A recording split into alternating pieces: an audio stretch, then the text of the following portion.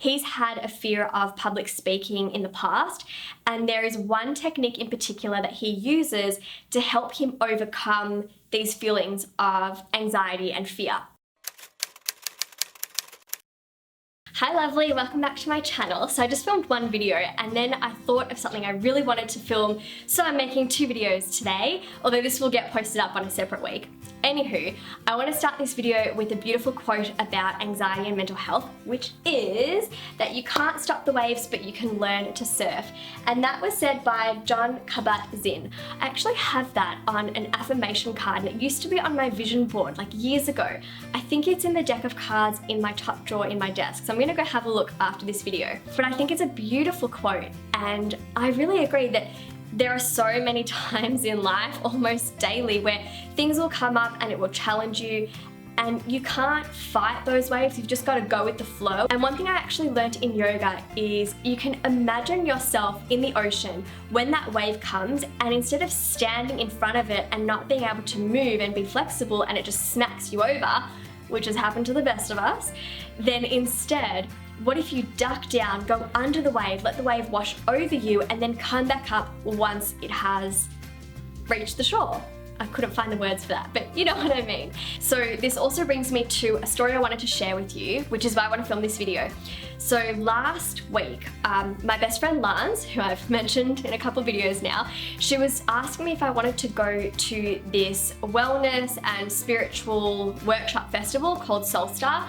And for a while I was considering going, but then it fell on Adam and my anniversary and I had a few things going on and I thought, do I, don't I don't know.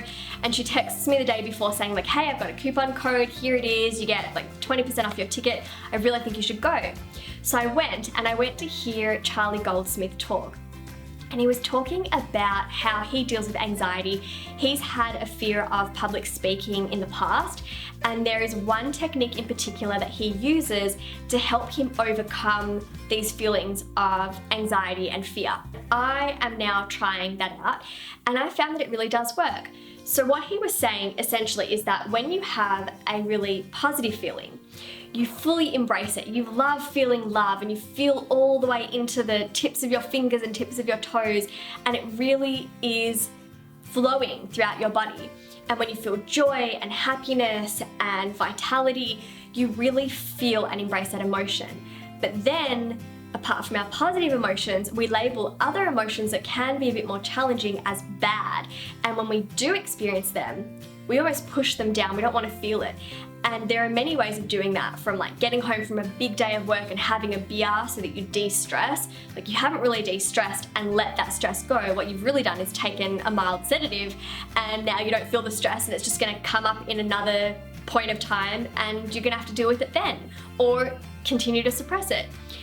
And I feel like that's something that I've done for a while. When I feel anxious, I think, oh my God, I don't want to feel anxious, I don't want to feel anxious. And then I feel more anxious to the point where I actually want to throw up.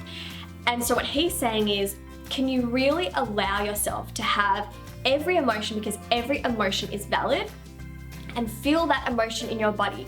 What does it feel like? What do you notice? Where are you feeling these sensations? And embrace it, because essentially what your body is trying to tell you is that you need to make a change. You need to acknowledge something is not quite right, and that's what these feelings are for.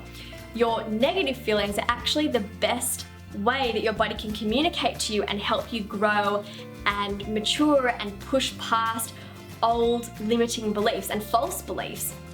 So can we try and do that?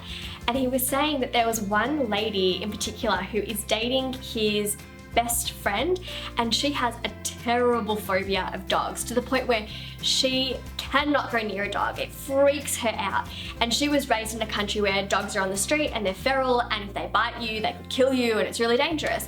So now, being in Australia, she cannot go near dogs. But her partner has a dog that he loves to death, so he needs to make her get over this phobia. And what Charlie was saying is that he brought her to his daughter's dog, who looks very fierce, but apparently is actually really placid, and said to this lady, you've got to touch this dog. And she has her hand on the dog and she is crying and trembling, and she says she's about to throw up. And he said, okay, good, like, feel that.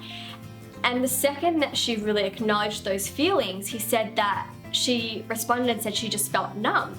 And so his response was actually, you didn't feel numb, you just fully allowed yourself to have this reaction or response and you've let it go rather than suppressing it. It's been able to come out of the body and you're okay.